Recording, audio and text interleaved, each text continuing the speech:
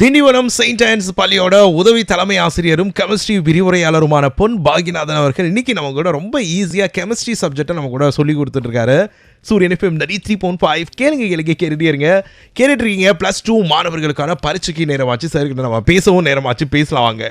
Sir, கெமிஸ்ட்ரியில ரொம்ப ஈஸியான பாடம்னா எது சார், அதெல்லாம் சொல்லுங்களேன். For example minerals ores difference, வறுத்தல் கால்சினேற்றம் வேறுபாடு, lanthanide actinide differences, double salt coordination காம்பவுண்ட்ஸுக்கு வேறுபாடு, கிறிஸ்டலைன் சாலிட் அமார்ஃபஸ் சாலிடோட டிஃபரன்சஸ், படிக வடிவம் உள்ள படிக வடிவமற்ற, திசையொப்பு பண்புடையவை திசையொப்பு பண்பு அற்றவை வேறுபாடு, எஃப்சிசி பிசிசி வேறுபாடு, வினை வகை மூலக்கூறு எண்ணுக்கு வேறுபாடு, வினை வேகம் வினை வேக மாறிலி வேறுபாடு, லூயி ஆசிட் லூயிஸ் பேஸ் வேறுபாடு, physical adsorption chemical adsorption differences, differentiate 1 degree 2 degree 3 degree alcohols using Victor-Meyer test, Lucas test, nitro வடிவம் அசிநைட்ரோ வடிவத்திற்குரிய வேறுபாட்டை தருக, குளுக்கோஸ் ஃப்ரக்டோஸோட வேறுபாடு, டிஎன்ஏ ஆர்என்ஏ வேறுபாடு.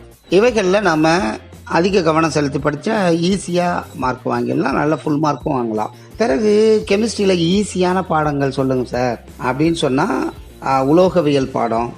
அதில் ஒற்றை 5 மதிப்பெண் வினாவே வரும்.